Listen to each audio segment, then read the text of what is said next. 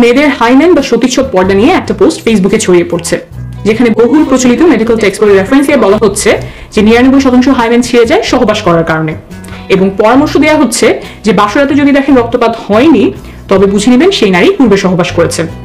এই ভিডিওতে মেয়েদের ভার্জিনিটি পরীক্ষা করার প্রচলিত পদ্ধতিগুলো নিয়ে আলোচনা করব, রেফারেন্স সহ বুঝিয়ে বলবো এগুলো কতটুকু নির্ভরযোগ্য। একজন মেয়ে ভার্জিন বা কুমারী কিনা সেটা বোঝার জন্য চিকিৎসা বিজ্ঞানে বা সামাজিকভাবে 3টা পদ্ধতি প্রচলিত ছিল, এখনো কোথাও কোথাও আছে। সেই 3টা পদ্ধতি প্রথমে ছোট করে বুঝিয়ে বলি।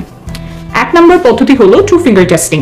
নারীদের যোনিপথে 2 আঙ্গুল ঢোকানো হয় এবং আঙ্গুল দিয়ে বোঝার চেষ্টা করা হয় যোনিপথ কতটুকু টাইট, কতটুকু চাপা বা প্রশস্ত, 2 আঙ্গুল সহজে ঢুকে যাচ্ছে নাকি 1 আঙ্গুল ঢুকছে ইত্যাদি। একজন নারী নিয়মিত সহবাস করেন কিনা তা এই পরীক্ষার মাধ্যমে ডাক্তাররা নির্ধারণ করার চেষ্টা করতেন।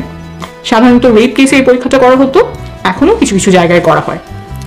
2 নম্বর হলো হাইমেন ইন্সপেকশন। এই ক্ষেত্রে চোখ দিয়ে দেখা হয়, আগেটার মতো আঙুল ঢোকানো হয় না। মেয়েদের যোনিপথের হাইমেন, অনেকে এটাকে সতীচ্ছদ পর্দা নামে চেনেন, সেটা পরীক্ষা করা হয়। হাইমেনে কোনো ছেঁড়া আছে কিনা, থাকলে কোথায় ছেঁড়া, হাইমেনের আকার কেমন, মুখ কতটুকু বড়, এইসব দেখে বোঝার চেষ্টা করা হয় মেয়েটি আগে কখনো সহবাস করেছিল কিনা। 3 নম্বরটা হলো প্রথম সহবাসের রক্তপাত। অনেকের ধারণা যে নারী কুমারী হলে সহবাসে রক্তপাত হবে, সেজন্য বাসরাতে অনেকে সাদা চাদর বিছিয়ে দেন যাতে রক্তের দাগ ভালোভাবে বোঝা যায় বউ কুমারী কিনা সেই পরীক্ষাটা যাতে হয়ে যায়। এই যে 3টা পদ্ধতি বললাম, এগুলো কতটুকু নির্ভরযোগ্য? আসলে কি এগুলো ব্যবহার করে বোঝা যায় একজন নারী কুমারী কিনা?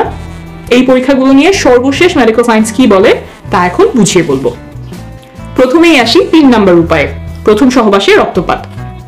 100 জন নারীর উপরে করা একটা গবেষণায় দেখা গেছে যে 44 জনেরই প্রথম সহবাসে রক্তপাত হয়নি। সংখ্যাটা কিন্তু কম না, প্রায় অর্ধেকের কাছাকাছি নারী প্রথম সহবাসে রক্তপাত হয়নি। এমনকি কোনো ব্যথাও হয়নি 32 জনের। এমন আরো গবেষণা আছে যাতে দেখা গেছে প্রথম সহবাসে সবার রক্তপাত হয় না। রক্তপাত হওয়া এবং না হওয়া দুইটাই স্বাভাবিক। কারো কারো ক্ষেত্রে যোনিপথ পিচ্ছিল না হওয়ার কারণে বা জোর করে পুরুষাঙ্গ ঢোকানোর কারণে যোনিপথের দেয়াল ছিঁড়ে যায়, ফলে রক্তপাত হয়। এরপর আসি 2 নম্বর উপায়, হাইমেন ইন্সপেকশন বা সতীচ্ছদ পর্দা দেখে বোঝা যায় কিনা নারী কুমারী।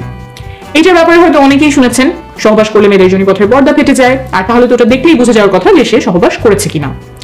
অনেকেই মনে করেন হাইমেন এমন, এইভাবে যোনিপথের মুখ আটকে রাখে, সহবাস করলে পর্দাটা এমন ভাবে ফেটে যায়, তাহলে ভালো করে দেখলেই বোঝা যাওয়ার কথা যে নারী কুমারী কিনা। আমেরিকায় 36 জন গর্ভবতী টিনেজারদের উপরে একটা গবেষণা করা হয়। তাদের হাইমেন এবং গোপনাঙ্গ দেখে ডাক্তার নির্ণয় করার চেষ্টা করেন যে তারা পূর্বে সহবাস করেছে কিনা। 36 জনের মধ্যে মাত্র 2 জনের ক্ষেত্রে ডাক্তার বুঝতে পেরেছিলেন যে তারা আগে সহবাস করেছে, অথচ 36 জনই গর্ভবতী, অর্থাৎ বাকিরা সহবাস করেছিলেন কিন্তু তাদের হাইমেন দেখে বোঝা যায়নি। অনেকেই মনে করতে পারেন হাইমেন দেখে বোঝা না যাওয়ার কারণ কি? যদি এমন ছেঁড়া হয় তাহলে তো দেখেই বোঝা যাওয়ার কথা, কিন্তু আসলে হাইমেন এমন শক্ত কোনো পর্দা না। হাইমেন বা সতীচ্ছদ পর্দা কিছুটা এমন ইলাস্টিক, সংকোচন প্রসারণ বা বড় ছোট হতে পারে, আর এই হাইমেন থাকে যোনিপথের চারপাশ ঘিরে। আর যোনিপথের দেয়ালগুলো কিছুটা রাবার মতো ইলাস্টিক, ছোট বড় হতে পারে, এত বড় হতে পারে যে এই রাস্তা দিয়ে জন্মের সময় বাচ্চা বের হয়। তো এই যোনিপথ ঘিরে যে পর্দার মতো থাকে হাইমেন, সেইটাও বড় ছোট হয়। এই পর্দাটা অনেক রকম হতে পারে, এক একজনের এক এক দিকে খাঁজ থাকে, ভাঁজ থাকে। আর মেয়েদের জন্মের আগেই তার হাইমেনে ফুটো থাকে, বড় হলে সেই ফুটো দিয়ে মাসিকের সময় রক্ত বের হয়। এই ফুটো অনেক ধরনের হতে পারে, বড় ছোট হতে পারে। ফুটোটা কত বড় হবে সেটা বয়স, ওজন, উচ্চতা সহ আরো অনেক কিছুর উপরে নির্ভর করে। আবার সহবাস ছাড়াও অনেক কারণে হাইমেনে টান পড়তে পারে বা এক অংশ ছিঁড়ে যেতে পারে, যেমন খেলাধুলা, আঘাত পাওয়া, তারপর মাসিকের সময় ট্যাম্পন ব্যবহার করা ইত্যাদি। এইসব কারণে হাইমেন দেখে নিশ্চিতভাবে বলা সম্ভব না একজন নারী পূর্বে সহবাস করেছিলেন কিনা। এখানে বলে রাখা ভালো যে কারো কারো জন্মের সময় হাইমেনে ফুটো নাও থাকতে পারে। মেডিকেলের ভাষায় এটাকে আমরা বলি ইমপারফেক্ট হাইমেন, সেটা 1001 বা তার চেয়েও কম হয়, তখন ছোট একটা সার্জারি করে হাইমেনে ফুটো করা হয়। এখন বলছি 1 নম্বর উপায় নিয়ে, 2 ফিঙ্গার টেস্ট। এই পরীক্ষাটা কোনো বৈজ্ঞানিক ভিত্তি ছাড়াই চিকিৎসা বিজ্ঞানে ঠাঁই পায়।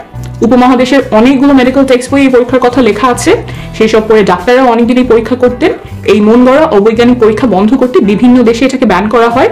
ভারতে এটা ব্যান করা হয়েছে 2013 সালে, বাংলাদেশে 2018 সালে এবং পাকিস্তানে 2021 সালে।